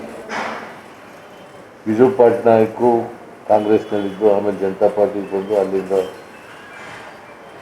ಅವರು ಜನತಾ ಪಾರ್ಟಿಗೆ ಬಂದಂಥದ್ದು. BJPಯಲ್ಲಿ ಇರ್ತಕ್ಕಂಥವ್ರು ಅನೇಕ ಜನ ಕಾಂಗ್ರೆಸ್ ಪಕ್ಷದಲ್ಲಿದ್ದವರು. ಇದರಿಂದ ಕಾಂಗ್ರೆಸ್ ಪಕ್ಷ ಒಂದು ರೀತಿ ತಾಯಿ ಪಕ್ಷ ಇದ್ದಾಗೆ ಅನೇಕ ಜನರಿಗೆ ಕಾಂಗ್ರೆಸ್ಸೇ ಮೂಲ. ನಿತೀಶ್ ಕುಮಾರು, ಲಾಲು ಪ್ರಸಾದ್ ಯಾದವ್ ಅವರೆಲ್ಲ ಸೋಷಲಿಸ್ಟ್ ಪಾರ್ಟಿಯಿಂದ ಬಂದರೂ ಕೂಡ ಸೋಷಲಿಸ್ಟ್ ಪಾರ್ಟಿ ಮೂಲ ಮುಲಾಯಂ ಸಿಂಗ್ ಅವ್ರಿಗೆಲ್ಲ ಕಾಂಗ್ರೆಸ್ನಿಂದ ಸಿಡಿದೋದವರು ಅವರೆಲ್ಲ ಆದವರು. JP ಲೋಕಿಯಾ ಅವರೆಲ್ಲ ಕೂಡ ಕಾಂಗ್ರೆಸ್ನಲ್ಲಿದ್ದವರು. ಮತ್ತು ಭೂದಾನ ಚಳವಳಿನಲ್ಲಿದ್ದರಲ್ಲ ಯಾರು, ವಿನೋಬ ಭಾವೆ, ಅವರು ಕೂಡ ಕಾಂಗ್ರೆಸ್. ಯಾರು, ಆಚಾರ್ಯ ಕೃಪಲಾನಿ, ಇವರೆಲ್ಲ ಕಾಂಗ್ರೆಸ್ನಲ್ಲಿದ್ದವರ. ಆಮೇಲೆ ಬೇರೆ ಬೇರೆ ಹೋಗಿ ಪುನಃ ಬಂದು ಕಾಂಗ್ರೆಸ್ಗೆ ಬಂದವರು, ಕೆಲವರು ಅಲ್ಲೇ ಉಳ್ಕೊಂಡು ಹೊಸ ಪಕ್ಷಗಳನ್ನು ಕಟ್ಟಿಕೊಂಡು ಮಾಡಿದವರು.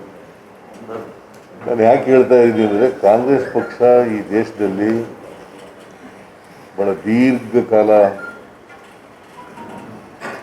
ದೇಶದಲ್ಲಿ ಬರೀ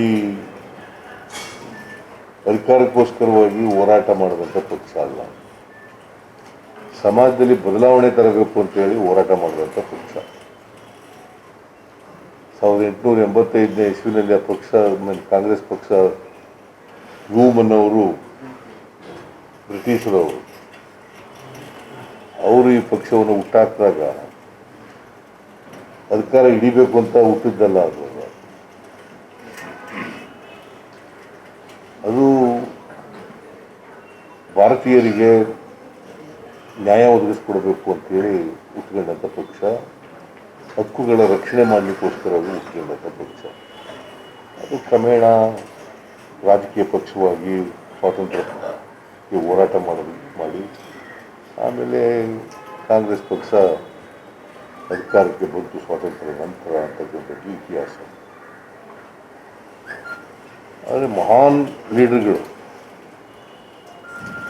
ಈ ಪಕ್ಷದಿಂದಲೇ ಹುಟ್ಟಿದವರು. ಬಹಳ ಕ್ರಾಂತಿಕಾರಿಗಳು ಈ ಪಕ್ಷದಲ್ಲೇ ಹುಟ್ಟಿದವರು. ಈಗ ಮೊನ್ನೆ ಪೆರಿಯಾರ್ ಅವರ ಹುಟ್ಟುದಿನ ಆಚರಣೆ ಮಾಡಿದ್ರು. ಪೆರಿಯಾರ್ ಅವರು ಕಾಂಗ್ರೆಸ್ನಲ್ಲಿ ಇದ್ದವರು. ತಮಿಳುನಾಡು ಪ್ರೆಸಿಡೆಂಟ್ ಆಗಿದ್ರು. ತಮಿಳುನಾಡಿನ ಕಾಂಗ್ರೆಸ್ಸಿನ ಅಧ್ಯಕ್ಷರಾಗಿದ್ದರು. ಸೊ ಮೂಲ ಇಲ್ಲಿಂದೇ ಹೋದವರೆಲ್ಲ. ಸೊ ಹಂಗಾಗಿ ಕಾಂಗ್ರೆಸ್ಸು ಒಂದು ರೀತಿಯಲ್ಲಿ ಬರೀ ರಾಜಕೀಯ ಪಕ್ಷ ಅಲ್ಲ. ಕಾಂಗ್ರೆಸ್ ಅಂದರೆ ಅದು ಒಂದು ಮೂವ್ಮೆಂಟ್ ಇದ್ದಂಗೆ. It's A movement. ಆ ಮೂವ್ಮೆಂಟು ಇವತ್ತಿಗೂ ಕೂಡ ಅದೇ ಉದ್ದೇಶ ಇರ್ತಕ್ಕಂಥದ್ದು. ಸಮಾಜದಲ್ಲಿ ಬದಲಾವಣೆ ತರಬೇಕು. ಬದಲಾವಣೆ ತರಬೇಕಾದ್ರೆ ಹೇಗೆ ತರಬೇಕು? ಬಡವ ಬಲ್ಲಿದ ಅಂತಕ್ಕಂಥ ತಾರತಮ್ಯ ಹೋಗ್ಬೇಕು. ಮೇಲು ಕೀಳು ಅಂತಕ್ಕಂಥ ತಾರತಮ್ಯ ಹೋಗ್ಬೇಕು. ಆರ್ಥಿಕ ಸಾಮಾಜಿಕವಾಗಿ ಸಮಾನತೆ ಬರಬೇಕು. ಹಳ್ಳಿ ಪಟ್ಟಣ ಅಂತಕ್ಕಂಥ ವ್ಯತ್ಯಾಸಗಳು ಹೋಗಬೇಕು. ಎಲ್ರಿಗೂ ಸಮಾನ ಅವಕಾಶಗಳು ಸಿಗ್ತಕ್ಕಂಥ ಒಂದು ವ್ಯವಸ್ಥೆಯನ್ನು ನಿರ್ಮಾಣ ಮಾಡ್ತಕ್ಕಂಥದ್ದೇ ಕಾಂಗ್ರೆಸ್ನ ಮೂಲ ಧ್ಯೇಯ ಅಂತಕ್ಕಂಥದ್ದನ್ನೇ ಇವತ್ತು ನಾವು ಅರ್ಥ ಮಾಡ್ತೀವಿ. ಸೊ ನಾನು ಈಗ ದೇವೇಗೌಡರು ಕೂಡ ಅವರು ಕಾಂಗ್ರೆಸ್ನಲ್ಲಿ ಇದ್ದವ್ರೆ. JDS-ನ ಅಲ್ಲ, ಅದಕ್ಕಿಂತ ಹಿಂದೆ ಕಾಂಗ್ರೆಸ್ನಲ್ಲಿ ಇದ್ರು. 62ಕ್ಕಿಂತ ಅವ್ರು ಕಾಂಗ್ರೆಸ್ನಿಂದನೇ ತಾಲೂಕು ಬೋರ್ಡ್ ಮೆಂಬರ್ ಆಗಿ ಎಲ್ಲ ಆದದ್ದು. 62ರಲ್ಲಿ ಅವರು ಟಿಕೆಟ್ ಸಿಕ್ಕಿಲ್ಲ ಅಂತ ಇಂಡಿಪೆಂಡೆಂಟ್ ನಿಂತ್ಕೊಂಡ್ರು. ಅದಕ್ಕೆ ಮೊದಲು ಕಾಂಗ್ರೆಸ್ನಲ್ಲೇ ತಾಲೂಕು ಬೋರ್ಡ್ ಮೆಂಬರ್ ಆಗಿರೋದು ಕಾಂಗ್ರೆಸ್ನಿಂದಲೇ. He was also in Congress. Ramakrishna Hegde was in Congress. Virendra Patil was in Congress. Nilingappa was in Congress. ಎಲ್ಲರೂ ಕಾಂಗ್ರೆಸ್ನಿಂದಲೇ ಬಂದವರು ಇವರೆಲ್ಲ. ಸೊ ಹಾಗಾಗಿ ಕಾಂಗ್ರೆಸ್ ಪಕ್ಷದ್ದು ಸಾಮಾಜಿಕ ನ್ಯಾಯ, ಪ್ರಜಾಪ್ರಭುತ್ವ, ಸಂವಿಧಾನದಲ್ಲಿ ನಂಬಿಕೆ, ಸಮಾನತೆ, ಭ್ರಾತೃತ್ವ, ಸಹಿಷ್ಣುತೆ, ಇದರಲ್ಲಿ ನಂಬಿಕೆ ಇಟ್ಕೊಂಡಿರ್ತಕ್ಕಂಥ ಪಕ್ಷ. ಸೊ ನಾನು ನೋಡಿದಾಗೇ ರಮೇಶ್ ಬಾಬುನು ಕೂಡ ಈ ಸಿದ್ಧಾಂತದಲ್ಲಿ ನಂಬಿಕೆ ಇಟ್ಕೊಂಡಿರ್ತಕ್ಕಂಥದ್ದು. JDS-ನವರು ನಾವು ಕೂಡ ಪ್ರಜಾಪ್ರಭುತ್ವದಲ್ಲಿ ನಂಬಿಕೆ ಇಟ್ಕೊಂಡಿರ್ತಕ್ಕಂಥವ್ರು, ನಾವು ಕೂಡ ಜಾತ್ಯತೀತ ತತ್ವದಲ್ಲಿ ನಂಬಿಕೆ ಇಟ್ಕೊಂಡಿರು ಅಂತ ಹೇಳಿದ್ರು ಕೂಡ ಅದು ಒಂದು ಅವಕಾಶವಾದಿ ಪಕ್ಷ. ಅದು ದೇವೇಗೌಡರು ಮತ್ತು ಅವರ ಎಲ್ಲ ಕುಟುಂಬಸ್ಥರು ಎಲ್ಲರೂ ಕೂಡ ಅವಕಾಶವಾದಿ ಪಕ್ಷ. ಆದರೆ ಭಾಷಣ ಮಾಡೋದು ಮಾತ್ರ ಜಾತ್ಯತೀತ ಪಕ್ಷ, ಸಾಮಾಜಿಕ ನ್ಯಾಯದಲ್ಲಿ ನಂಬಿಕೆ ಇಟ್ಕೊಂಡಿದ್ದೀವಿ. ಅವ್ರ ಸ್ವಾರ್ಥಕ್ಕೋಸ್ಕರ ಯಾರ ಜೊತೆಲ್ಲಾರು ಸೇರ್ಕೊಂಡ್ಬಿಡ್ತಾರೆ. ಅವರು ಭಾರತೀಯ ಜನತಾ ಪಕ್ಷದ ಜೊತೆಗೂ ಸೇರ್ಕೊತಾರೆ, ಕಮ್ಯುನಿಸ್ಟ್ ಪಕ್ಷದವ್ರ ಜೊತೆಗೂ ಸೇರ್ಕೊತಾರೆ, ಇನ್ಯಾರ ಜೊತೆಲ್ಲಾರು ಸೇರ್ಕೊತಾರೆ. RSS ಜೊತೆ ಸೇರ್ಕೊಂಡ್ಬಿಡ್ಬೋದು, ಹೇಳೋಕ್ಕಾಗಲ್ಲ. ಸೊ ಅದರಿಂದ ಅವ್ರಿಗೆ ಇಂಥದ್ದು ಸ್ಪಷ್ಟವಾದಂಥ ಸಿದ್ಧಾಂತ ಏನಿಲ್ಲ. ಅವ್ರ ಮನೆ ಸಿದ್ಧಾಂತನೇ ಸಿದ್ಧಾಂತ ಅವರು. ಸೊ ಅದರಿಂದ ನಾನು ಪಾಪ ಈಗ ರಮೇಶ್ ಬಾಬು ಅಲ್ಲಿರೋ ಹೊರಗಡೆ ಬಂದಿದೆ ಒಳ್ಳೆಯದಾಯಿತು ಅಂತ ಅಂದ್ಕೊಂಡಿದ್ದೀನಿ. ಇವತ್ತು taken a good decision to come out from the JDS. ನಾನು ನನ್ನನ್ನು JDS-ನಿಂದ ಹೊರಗಡೆ ಹಾಕಿದ್ರಲ್ಲ, ಎಕ್ಸ್ಪೆಲ್ ಮಾಡಿಬಿಟ್ರಲ್ಲ, ಆಗಲೇ ಬರ್ಬೋದೇನೋ ಅಂತ ಅಂದ್ಕೊಂಡಿದ್ದೆ ನಾನು. ಯಾಕೆ ಅಲ್ಲೇ ಉಳ್ಕೊಂಡ್ಬಿಟ್ಟಿದ್ವಿ. ಈಗಲಾದರೂ ಕೂಡ ಅದು ಅಲ್ಲಿದ್ದದ್ದು ತಪ್ಪು ಅರಿವಾಗಿ ಹೊರಗಡೆ ಬಂದಿರೋದು ಭಾಳ ಸಂತೋಷ. ನಮ್ಮ ಪಕ್ಷಕ್ಕೆ ಬಂದಿದ್ದಾರೆ. ನಾನು ಬಂದು ಕೇಳಿದಾಗ ಹೇಳಿದೆ, ನಮ್ಮ ಪಕ್ಷ ಸೇರ್ಸಲ್ಲಪ್ಪ ಹಾಗಾದರೆ ಅಂತ. ನಾನು ನನ್ನ ಸ್ವಭಾವ ಹೆಂಗೆ ಅಂತಂದರೆ, ನಾನು ಯಾರನ್ನೂ ಕರೆಯಲ್ಲ ನಮ್ಮ ಪಕ್ಷಕ್ಕೆ ಬರ್ರಿ ಸೇರ್ಕೊಳ್ರಿ ಅಂತ ಕರೆಯೋಕೆ ಹೋಗಲ್ಲ. ಯಾರು ನಂಬಿಕೆ ಇಟ್ಕೊಂಡು ಬರ್ತಾರೆ ಅವ್ರನ್ನ ಸ್ವಾಗತ ಮಾಡ್ತೀವಿ. ನಾನಾಗಿದ್ದು ಬರ್ರಿ ನಮ್ಮ ಪಕ್ಷಕ್ಕೆ ಸೇರ್ಕೊಳ್ರಿ. ಯಾಕಂತಂದರೆ ಯಾರೇ ಪಕ್ಷಕ್ಕೆ ಬಂದ ಮೇಲೆ ಸಿದ್ಧಾಂತದಲ್ಲಿ, ನಾಯಕತ್ವದಲ್ಲಿ ನಂಬಿಕೆ ಇರಬೇಕು. ಸಿದ್ಧಾಂತದಲ್ಲಿ ನಂಬಿಕೆ ಇಲ್ಲದವರು ಪಕ್ಷಕ್ಕೆ ಬಂದರೆ ಏನು ಪ್ರಯೋಜನ ಆಗೋದಿಲ್ಲ. ಸಿದ್ಧಾಂತ ಭಾಳ ಮುಖ್ಯ, ನಾಯಕತ್ವ ಭಾಳ ಮುಖ್ಯ. ಅದನ್ನು ನಂಬಿಕೆ ಇಟ್ಕೊಂಡು ಬದ್ಧತೆ ಇಟ್ಕೊಂಡು ಪಕ್ಷಕ್ಕೆ ಬಂದವ್ರನ್ನ ಸೇರಿಸ್ಕೋಬೇಕಾಗ್ತದೆ ಮತ್ತು ಅದೇ ಬದ್ಧತೆ ಇಟ್ಕೊಂಡು ಮುಂದುವರಿಬೇಕಾಗ್ತದೆ ಅವರು. ಅದರಿಂದ ಕಾಂಗ್ರೆಸ್ ಸಿದ್ಧಾಂತ ಅರ್ಥ ಮಾಡ್ಕೋಬೇಕು. ನಾಯಕತ್ವ ಹೇಗೆ ಇದಕ್ಕೆ ಎಂತೆಂಥವ್ರು ಕಾಂಗ್ರೆಸ್ನ ನಾಯಕರಾಗಿದ್ದರು ಅಂತಕ್ಕಂಥದ್ದನ್ನು ತಿಳ್ಕೋಬೇಕಾಗ್ತದೆ. ಸೊ ಭಾಳ ಜನ ಕಾಂಗ್ರೆಸ್ಸಿನ ನಾಯಕರುಗಳು ತ್ಯಾಗ ಬಲಿದಾನಗಳನ್ನು ಮಾಡಿರ್ತಕ್ಕಂಥ, ಬಹುಶಃ ಕಾಂಗ್ರೆಸ್ಗಿರ್ತಕ್ಕಂಥ ಇತಿಹಾಸ ಬೇರೆ ಯಾವ ಪಕ್ಷಕ್ಕೆ ಇರಲಿಕ್ಕೆ ಸಾಧ್ಯ. ತ್ಯಾಗ ಬಲಿದಾನ ಮಾಡಿರ್ತಕ್ಕಂಥ ಪಕ್ಷ,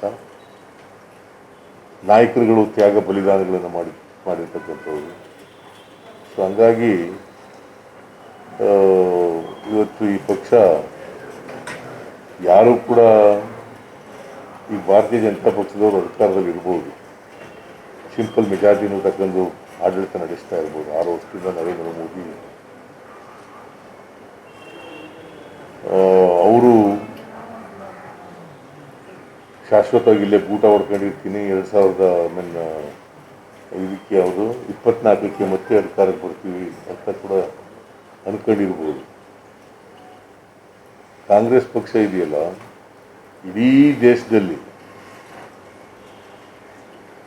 ಎಲ್ಲ ರಾಜ್ಯಗಳಲ್ಲಿ ಕಾರ್ಯಕರ್ತರನ್ನು ಹೊಂದಿರತಕ್ಕಂಥ ಯಾವುದಾದ್ರೂ ಪಕ್ಷ ಇದ್ದರೆ ಅದು ಕಾಂಗ್ರೆಸ್ ಪಕ್ಷ ಮಾತ್ರವೇ ಹೊರತು ಬೇರೆ ಯಾವ ಪಕ್ಷ ಇಲ್ಲ. ಇನ್ನು ಅನೇಕ ಕಡೆಗಳಲ್ಲಿ BJPಗೆ ಬೇಸಿಲ್ಲ. ಕೇರಳದಲ್ಲಿಲ್ಲ, ತಮಿಳುನಾಡಿನಲ್ಲಿಲ್ಲ, ಆಂಧ್ರದಲ್ಲಿಲ್ಲ, ತೆಲಂಗಾಣದಲ್ಲಿಲ್ಲ. ಹಿಂಗೆ ಭಾಳ ಕಡೆ ಅವ್ರಿಗೆ ದೇಶ ಇಲ್ಲ. ಅವರು ಬೇರೆ ಬೇರೆ ಪಕ್ಷ ಜೊತೆ ಸೇರ್ಕೊಂಡು ಬೇಸ್ನ ಕ್ರಿಯೇಟ್ ಮಾಡ್ಕೋತಾರೆ. ಬಹುಶಃ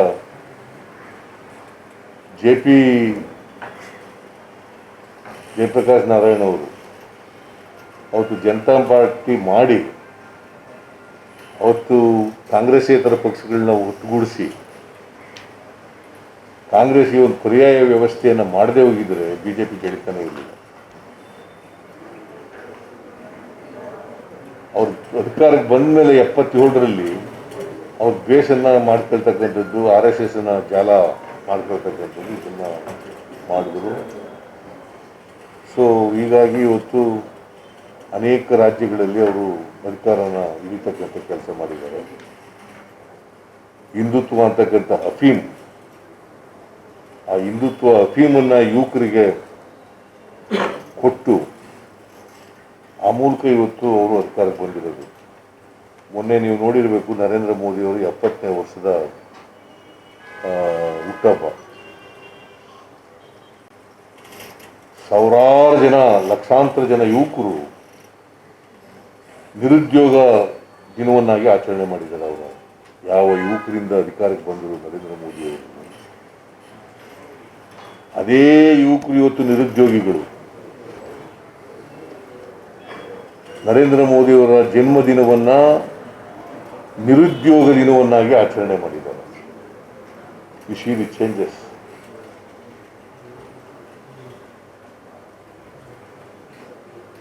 ಅದರಿಂದ ಮುಂದಿನ ದಿನಗಳಲ್ಲಿ ನರೇಂದ್ರ ಮೋದಿ ಅವರಿಗೆ ಭಾರತೀಯ ಜನತಾ ಪಕ್ಷಕ್ಕೆ ಭವಿಷ್ಯ ಇಲ್ಲ. ಭವಿಷ್ಯ ಇರೋದು ಕಾಂಗ್ರೆಸ್ ಪಕ್ಷಕ್ಕೆ ಮಾತ್ರ ಅಂತಕ್ಕಂಥದ್ದನ್ನು ನಾನು ಬಹಳ ಸ್ಪಷ್ಟವಾಗಿ ಹೇಳಿದ್ದೇನೆ. ಕರ್ನಾಟಕದಲ್ಲೂ ಕೂಡ ಅಷ್ಟೇ, ದೇಶದಲ್ಲೂ ಕೂಡ ಅಷ್ಟೇ. ಇವತ್ತು ನಿರುದ್ಯೋಗ ಹೇಗೆ ಬೆಳೀತಾ ಇದೆ ಅಂತಂದರೆ ಹೇಳಲಿಕ್ಕಾಗಲ್ಲ. ನರೇಂದ್ರ ಮೋದಿಯವರು ಏನೇನು ಹೇಳಿದ್ರು 2014ರಲ್ಲಿ ಒಂದೇ ಒಂದು ಭರವಸೆ ಈಡೇರಿಸಿಲ್ಲ ಅವರು. ಇವತ್ತು ಮೇಜರ್ ಪ್ರಾಮಿಸಸ್ ಅವ್ರು ಮಾಡಿದ್ರಲ್ಲ ಈ ದೇಶದ ಜನತೆ ಮುಂದೆ, ಒಂದನ್ನು ಕೂಡ ಈಡೇರಿಸಿಲ್ಲ. ಜೊತೆಗೆ ದೇಶದ ಎಕಾನಮಿ ಇದೆಯಲ್ಲ, ಹಾಳು ಮಾಡಿಬಿಟ್ರು.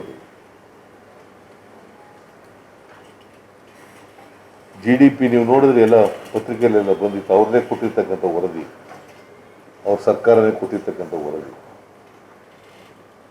ಜನವರಿ, ಫೆಬ್ರವರಿ, ಮಾರ್ಚ್ 3 ತಿಂಗಳದು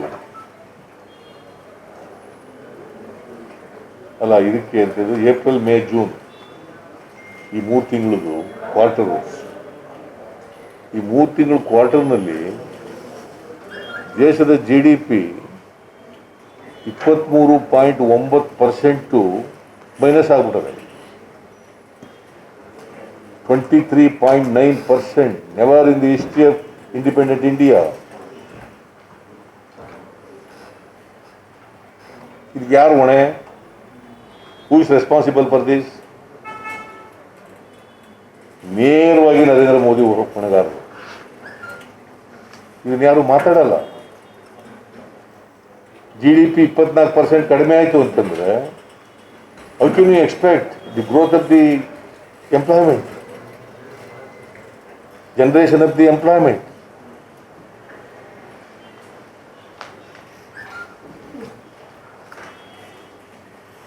ನೋಡಿ, ಕರ್ನಾಟಕದಲ್ಲಿ ಅನೇಕ ವರ್ಷಗಳಿಂದ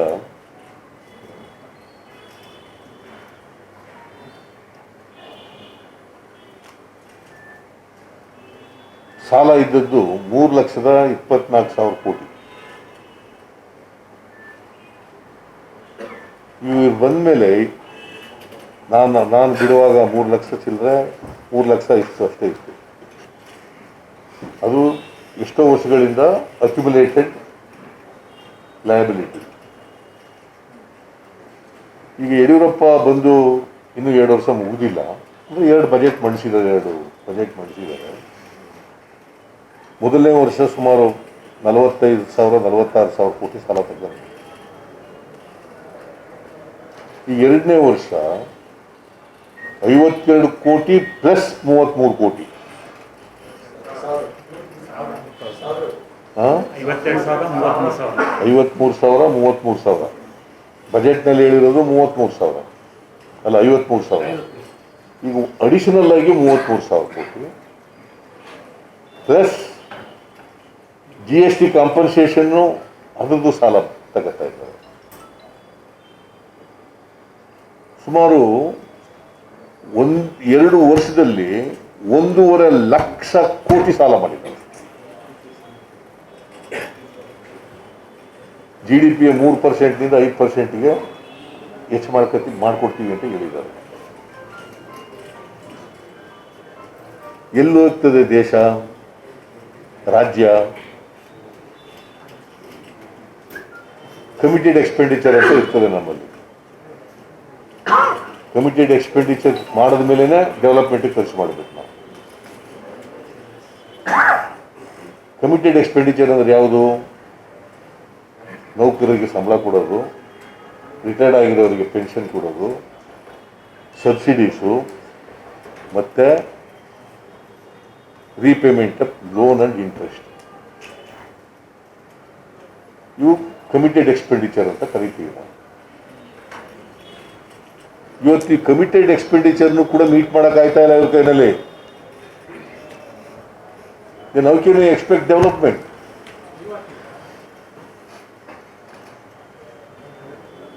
When there is no money for the development activities ನಡೆಯಕ್ಕೆ ಸಾಧ್ಯನೇ ಇಲ್ಲ. This is the position today. I am not exaggerating.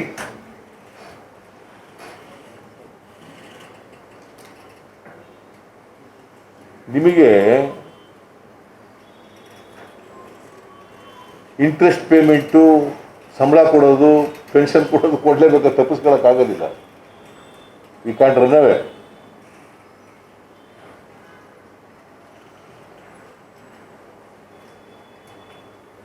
ಡೆವಲಪ್ಮೆಂಟ್ಗೆ ಇನ್ನೊಂದಷ್ಟು ಸಾಲ ಮಾಡಬೇಕು,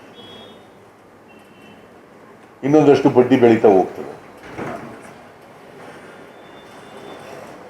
ಇದು ಯಡಿಯೂರಪ್ಪನವರು. ಏನು ಜಗದೀಶ್ ಶೆಟ್ಟರು, ಬಸವರಾಜ ಬೊಮ್ಮಾಯಿ, ಏನು ನಾನು ಚೀಫ್ ಮಿನಿಸ್ಟರ್ ಆಗಿರುವಾಗ ನೀವು ರಾಜ್ಯವನ್ನು ಸಾಲಗಾರರನ್ನ ಮಾಡಿಬಿಟ್ರಿ. ನನ್ನ ಕಾಲದಲ್ಲಿ ನಾನು 5 ವರ್ಷ ಮುಖ್ಯಮಂತ್ರಿ ಆಗಿರುವಾಗ ಫಿಸ್ಕಲ್ ರೆಸ್ಪಾನ್ಸಿಬಿಲಿಟಿ ಆಕ್ಟ್ನಲ್ಲಿ ಏನು ಪ್ಯಾರಾಮೀಟರ್ಸ್ ಇದೆ, ಆ ಪ್ಯಾರಾಮೀಟರ್ಸ್ ಒಳಗಡೆ ಇದನ್ನ ಹೊರತು ಅದನ್ನು ಕ್ರಾಸ್ ಮಾಡಲೇ ಇಲ್ಲ ಯಾವ ಕಾಲದಲ್ಲಿ.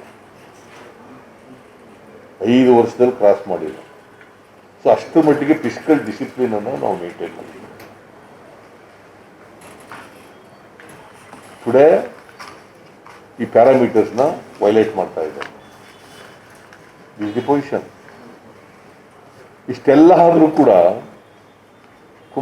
ಡಿ ಕೆ ಶಿವಕುಮಾರ್ ಹೇಳ್ದಾಗೇನೆ ಡೆಲ್ಲಿಗೆ ಹೋದ್ರು. ಭಾಳ ದಿನದಿಂದ ಹೋಗಿರಲಿಲ್ಲ ಡೆಲ್ಲಿಗೆ. ನಾನು ನಿರೀಕ್ಷೆ ಮಾಡಿದ್ದೆ ಭಾಳ ಅನುದಾನ ಎಲ್ಲ ತಗೊಬರ್ಬೋದು ಅಂತ. ಏನಿಲ್ಲ, ಬರೀ ಖಾಲಿ ಜೇಬ್ನಲ್ಲಿ ಗೊತ್ತಾಗಿದೆ.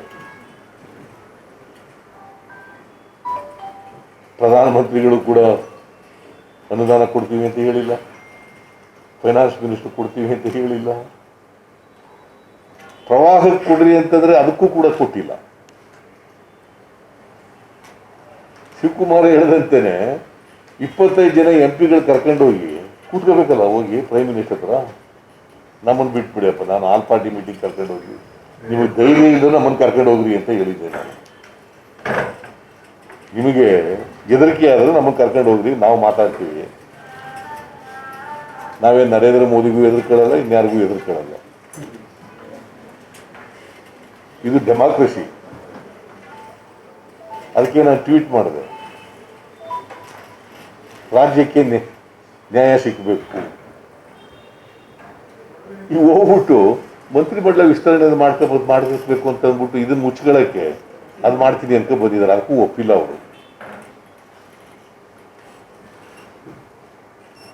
ಸೊ ಹಿಂಗೆ ಇವತ್ತು ರಾಜ್ಯವನ್ನ ದಿವಾಳಿ ಮಾಡ್ತಾ ಇದ್ದಾರೆ. ಇವ್ರು ಎಷ್ಟು ಜಲ್ದಿ ಹೋದ್ರೆ ಅಷ್ಟು ಒಳ್ಳೇದು ರಾಜ್ಯಕ್ಕೆ. ನಮಗೆ ಅಧಿಕಾರ ಮುಖ್ಯ ಅಲ್ಲ, ಈ ರಾಜ್ಯ ಉಳಿಯೋದು ಮುಖ್ಯ, ಈ ದೇಶ ಉಳಿಯೋದು ಮುಖ್ಯ. ಇನ್ನೂ 2 ವರ್ಷದಲ್ಲಿ 1,00,000 ಕೋಟಿಗಿಂತ ಜಾಸ್ತಿ ಮಾಡ್ಬಿಟ್ಟು ಸಾಲ ಮಾಡ್ಬಿಟ್ಟು ಹೊರಟೋದ್ರೆ ಏನ್ ಮಾಡಬೇಕು?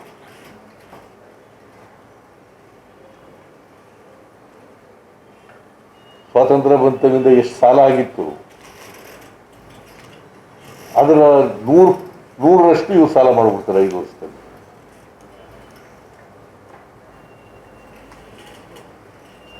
ಸೊ ಈ ಪಕ್ಷ ಹೋಗ್ಲೇಬೇಕು, ಬಿಜೆಪಿ ತೊಲಗಲೇಬೇಕು. ಈಗ ನೋಡಿ, ಕೊರೋನಾ ಬಂದಿದೆಯಲ್ಲ, ಏನಾದ್ರು ಮಾಡಿದಾರ? ನಮ್ಮ ದೇಶದಲ್ಲಿ ನರೇಂದ್ರ ಮೋದಿ ನಾವು ಎಷ್ಟನೇ ಸ್ಥಾನದಲ್ಲಿದ್ದೋ ಕೊರೋನಾ ಬಂದಾಗ? 17ನೇ ಸ್ಥಾನದಲ್ಲಿದ್ದೋ. Today we are in 2nd place, 2ನೇ ಸ್ಥಾನದಲ್ಲಿದ್ದೋ. ನನಗನ್ಸುತ್ತೆ ನಾವು ಅಮೇರಿಕನ ಹಿಂದಕ್ಕಾಕಿ ನಾವು 1ನೇ ಸ್ಥಾನಕ್ಕೆ ಹೋದ್ರೆ ಆಶ್ಚರ್ಯ ಪಡಬೇಕಾಗಿಲ್ಲ.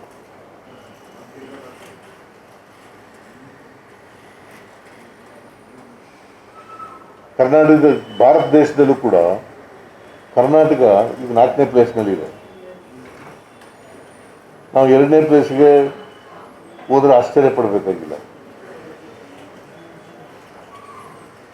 ಸುಮ್ಮನೆ ಆ health ministry, medical education minister ನಾವು ಬೇರೆ ರಾಜ್ಯಗಳಿಗಿಂತ ಬೆಟರು ಅಂತ ಸುಮ್ಮನೆ ಸುಳ್ಳು ಹೇಳೋರು.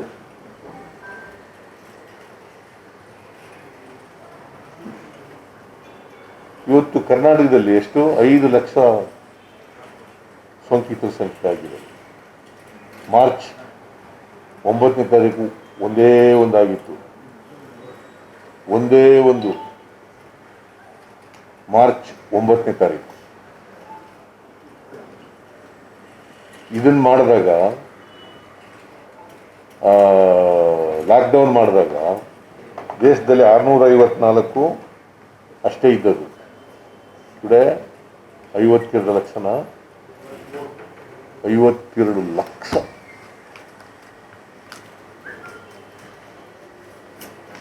ಇವ್ರಿಗೇನಾದ್ರು ನಾಚಿಕೆ ಮಾನ ಮರ್ಯಾದೆ ಇದ್ರೆ ಅವರೇ ಬಿಟ್ಬಿಡ್ಬೇಕು. ನಮ್ಮ ಕೈಲಿ ಆಗಲ್ಲಪ್ಪ, ಸಮಸ್ಯೆ ಇಲ್ಲ, ಐ ಆಮ್ ನಾಟ್ ಜೋಕಿಂಗ್. ಅವರೇ ಬಿಟ್ಬಿಡ್ಬೇಕು, ನಮ್ಮ ಕೈಲಿ ಆಗೋದಿಲ್ಲ, ಬೇರೆಯವ್ರು ಮಾಡ್ಕೊಳ್ರಿ ಅಂತ ಹೇಳ್ಬೇಕು. ಇವ್ರಿಗೇನಾದ್ರು ಕಿಂಚಿತ್ತು ಮಾನ ಮರ್ಯಾದೆ ಇದ್ರೆ ಇರಬಾರ್ದು ಸರ್ಕಾರದಲ್ಲಿ. ನರೇಂದ್ರ ಮೋದಿ ಅವರು ಏನೇನೋ ಸರ್ಕಸ್ ಮಾಡಿದ್ರು, ಚಪ್ಪಾಳೆ ತರಿಸಿದ್ರು, ದೀಪ ಹಚ್ಚಿಸಿದ್ರು, ಜಾಗಟೆ ಬಾರಿಸಿದ್ರು.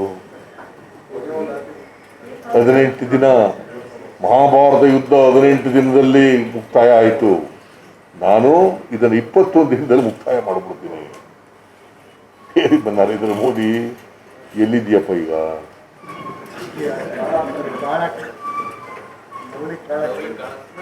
ನವಲಿಗೆ ಕಾಳ ಹಾಕೊಂಡು ಕೂತವ್ರೆ. See the economic position of the country.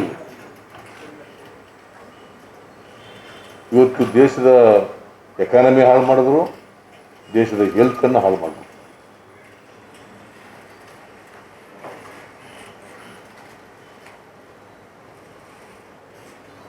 So ಅವ್ರಿಗೇನು ಮಾನ ಮರ್ಯಾದೆ ಇಲ್ಲ, ಅಷ್ಟು ಸುಲಭ ಬಿಡಲ್ಲ ಅಧಿಕಾರನ ಅವರು. ಜನನೇ ಕಿತ್ತಾಕ್ಬೇಕು.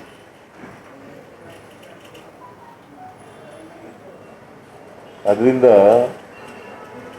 ಯಾರ್ಯಾರು ಕಾಂಗ್ರೆಸ್ ಪಕ್ಷ ಇವತ್ತು ಸಿದ್ಧಾಂತದಲ್ಲಿ ನಂಬಿಕೆ ಇಟ್ಕೊಂಡಿರ್ತಾರೋ ಅವ್ರು ಬರಲಿ, ನಮ್ಮ ಪಕ್ಷಕ್ಕೆ ಬರಲಿ.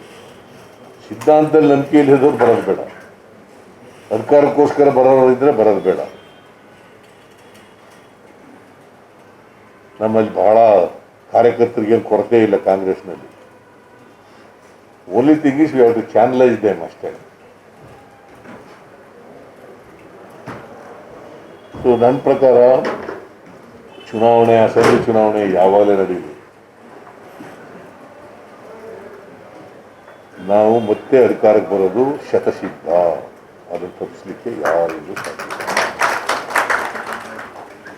Only thing is you have to speak with one voice. ಜನರ ಮುಂದೆ ನಮ್ಮ ಭಿನ್ನಾಭಿಪ್ರಾಯಗಳು ಎಷ್ಟೇ ಇದ್ರೂ ಕೂಡ ಆಂತರಿಕವಾಗಿ ಚರ್ಚೆ ಮಾಡ್ಕೋಬೇಕು, ಅದು ಬಹಿರಂಗವಾಗಿರಬಾರ್ದು. ಅದನ್ನು ಮಾಡಿದ್ರೆ Congress party will come back again. ಮತ್ತು ಇದನ್ನು ಬಂದು ಸರಿ ಮಾಡಬೇಕಾಗುತ್ತೆ ಎಲ್ಲ. ಈ ಸರಿಪಡಿಸ್ಲಿಕ್ಕೆ ಒಂದು 2 ವರ್ಷ ಬೇಕು. ಈಗ 10 ವರ್ಷ ಹಿಂದಕ್ಕೆ ಕೊಟ್ಟೋಗ್ಬಿಟ್ಟದೆ ರಾಜ್ಯ.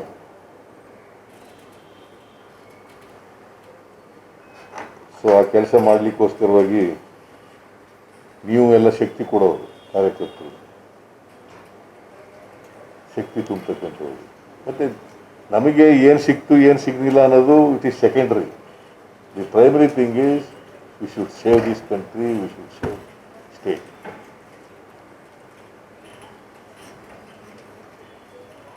ಸೊ ಆ ದಿಕ್ಕಿನಲ್ಲಿ ನಾವೆಲ್ಲ ಹೆಜ್ಜೆ ಇಡೋಣ. ಅಸೆಂಬ್ಲಿ ಶುರುವಾಗ್ತಾ ಇದೆ ನಾಳಿದ್ರಿಂದ. ಭಾಳಷ್ಟು ಸಮಸ್ಯೆಗಳಿದ್ದಾವೆ. ಅವ್ರು ಕರೆದಿರೋದು ಬರೀ 8 ದಿನಕ್ಕೆ ಮಾತ್ರ. 8 ದಿನದಲ್ಲಿ ಸುಮಾರು 35 ಬಿಲ್ಗಳು ಚರ್ಚೆಗೆ ತಗೊಬರ್ತಾ ಇದ್ದಾವೆ. ಕೆಲವು ಆರ್ಡಿನೆನ್ಸ್ಗಳಿದ್ದಾವೆ, ಕೆಲವು ಹೊಸ ಬಿಲ್ಗಳು ಬರ್ತಾ ಇದ್ದಾವೆ. ಒಂದು ಬಿಲ್ಲಿಗೆ 2 ಗಂಟೆ ಅಂತಂದ್ರೂ 70 ಗಂಟೆ ಬೇಕು. 8 ದಿನದಲ್ಲಿ ಎಷ್ಟು ಸಿಗುತ್ತೆ? ದಿನ 8 ಗಂಟೆ ಕೆಲಸ ಮಾಡ್ತೀವಿ ಅಂದರೂ 8 8 64 ಗಂಟೆ. ಬರೀ ಬಿಲ್ಗಳಿಗೂ ಚರ್ಚೆ ಮಾಡೋಕ್ಕೆ ಟೈಮ್ ಸಿಕ್ಕಲ್ಲ. ಇನ್ನು ಕೊರೋನಾ ಇದೆ, ಪ್ರವಾಹ ಬಂದಿತ್ತು ಈ ಸರಿ, 2ನೇ ಸಾರಿ, ಭ್ರಷ್ಟಾಚಾರ ಇದೆ, ಲ್ಯಾಂಡ್ ಆರ್ಡರ್ ಸಮಸ್ಯೆ ಇದೆ, ಕೆಟ್ಟ ಎಕಾನಮಿ ಬಗ್ಗೆ, ಇವತ್ತು ಡೆಟರೇಟ್ ಆಗಿರ್ತಕ್ಕಂಥ ಎಕಾನಮಿ ಬಗ್ಗೆ ಮಾತಾಡಬೇಕು. ಹೀಗೆ ಅನೇಕ ಭಾಳ ದೊಡ್ಡ ದೊಡ್ಡ ಸಮಸ್ಯೆಗಳೆಲ್ಲ ಇದ್ದಾವೆ. ಯಡಿಯೂರಪ್ಪನವರು ಪಾಪ ಅದೇನು ನನಗೆ ಗೊತ್ತಿಲ್ಲ, ಅದಕ್ಕೆ ನಾನು ಹೇಳಿದೆ. ನಾನು 2-3 ಸಾರಿ ಹೇಳಿದ್ದೀನಿ, ಏನೇನು ಹೇಳಿದೆ ಮೈಸೂರಿನಲ್ಲಿ. ಅವರಂತೂ ನನ್ನ ಪ್ರಕಾರ ಈಗಲೇ ಬಿಟ್ಬಿಡೋದು ಒಳ್ಳೆಯದು. ಅವರು ಗೌರವಿತವಾಗಿ ಆಗೋದಿಲ್ಲ, ಅವ್ರಿಗೆ ನಾನಾಗಲ್ಲ, ಯಾರು ಬಂದರೂ ಆಗಲ್ಲ.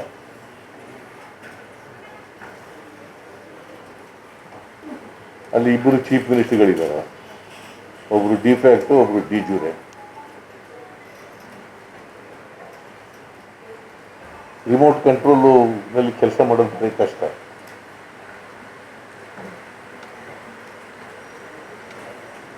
ಭ್ರಷ್ಟಾಚಾರ ಅಂತೂ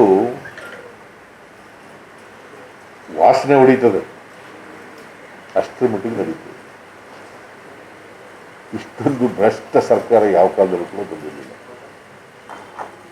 ಅದರಿಂದ ನಾವೆಲ್ಲ ಈಗ ತೀರ್ಮಾನ ಮಾಡ್ಕೋಬೇಕು, ಈ ಸರ್ಕಾರ ಕಿತ್ತಾಕದೇ ನಮ್ಮ ಗುರಿ ಅಂತೇಳಿ. ಈ ಪಕ್ಷ ಮತ್ತೆ ಅಧಿಕಾರಕ್ಕೆ ಬರಬಾರ್ದು. ಭಾರತೀಯ ಜನತಾ ಪಕ್ಷ ಬಂದ್ರೇ ಸಾಮರಸ್ಯ ಹಾಳಾಗ್ಬಿಡ್ತದೆ, ಎಕಾನಮಿ ಹಾಳಾಗ್ಬಿಡ್ತದೆ.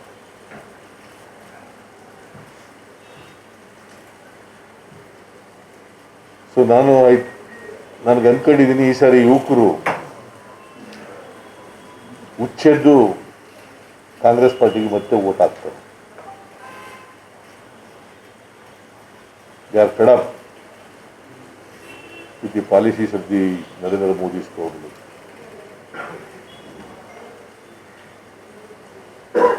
ಸೊ ನಾನು ಹೆಚ್ಚು ಮಾತಾಡಕ್ಕೆ ಹೋಗಲ್ಲ, ಈಗಾಗಲೇ ಜಾಸ್ತಿ ಮಾತಾಡಿದ್ದೀನಿ. ಜಾಸ್ತಿ ಮಾತಾಡಿದ್ದೀನಿ, ಇನ್ನು ಮುಂದೆ ಹೆಚ್ಚು ಮಾತಾಡಲ್ಲ.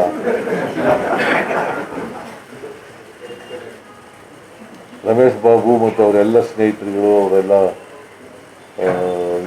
ಫಾಲೋವರ್ಸು ಅವರೆಲ್ಲ ಇವತ್ತು ಪಕ್ಷಕ್ಕೆ ಸೇರ್ಕೊಂಡಿದ್ದಾರೆ. ರಮೇಶ್ ಬಾಬುವನ್ನ ಮತ್ತು ಅವರೆಲ್ಲ ಸಂಗಡಿಗರನ್ನು ನಾನು ಆತ್ಮೀಯವಾಗಿ ಪಕ್ಷಕ್ಕೆ ಬರ್ಮಾಡ್ಕೊಳ್ತೇನೆ. ಒಂದು is going to be an asset, ಅದರ ಬಗ್ಗೆ ಎರಡನೇ ಮಾತಿಲ್ಲ. ಒಬ್ಬ ಪಕ್ಷದ ಸ್ಪೋಕ್ಸ್ ಪರ್ಸನ್ ಆಗೂ ಕೂಡ JDSಗೆ ಅಸೆಟ್ ಆಗಿದ್ದರು ಪಾಪ. ಇಲ್ಲೂ ಬಂದರೂ ಕೂಡ will be an asset. I believe ಅವನು is committed to social justice ಅಂತ ಅಂದ್ಕೊಂಡಿದ್ದೀನಿ ನಾನು.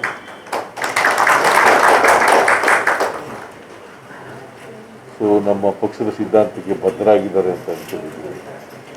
ಅವ್ರಿಗೆ ಎಲ್ಲ ಸ್ನೇಹಿತರಿಗೆ ಮತ್ತೊಮ್ಮೆ ಸ್ವಾಗತ ಕೋರಿ ನಿಮಗೆಲ್ಲ ನಮಸ್ಕಾರ ಹೇಳಿ ನಾನು ಮಾತು ಮುಗಿಸ್ತಾ ಇದ್ದೀನಿ.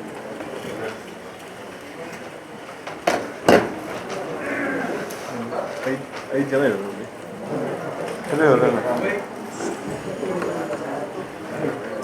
ಹೆಸರು ಹೇಳಿ.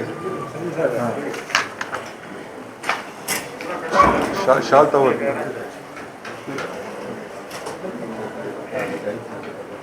Prithviraj, State General Secretary, Legal Cell, Bangalore. Prithviraj Kelly.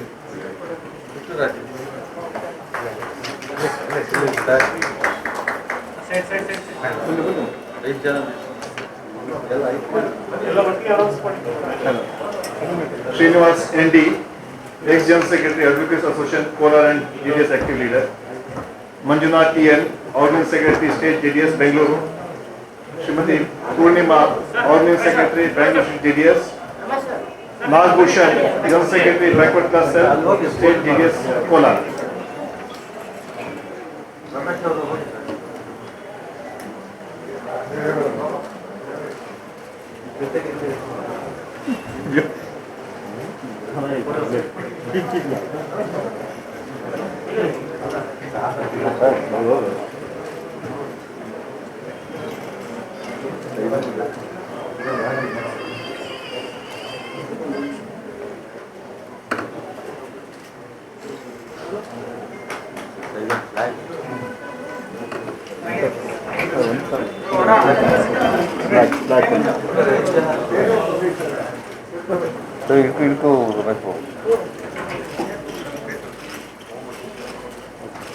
Okay, all the best.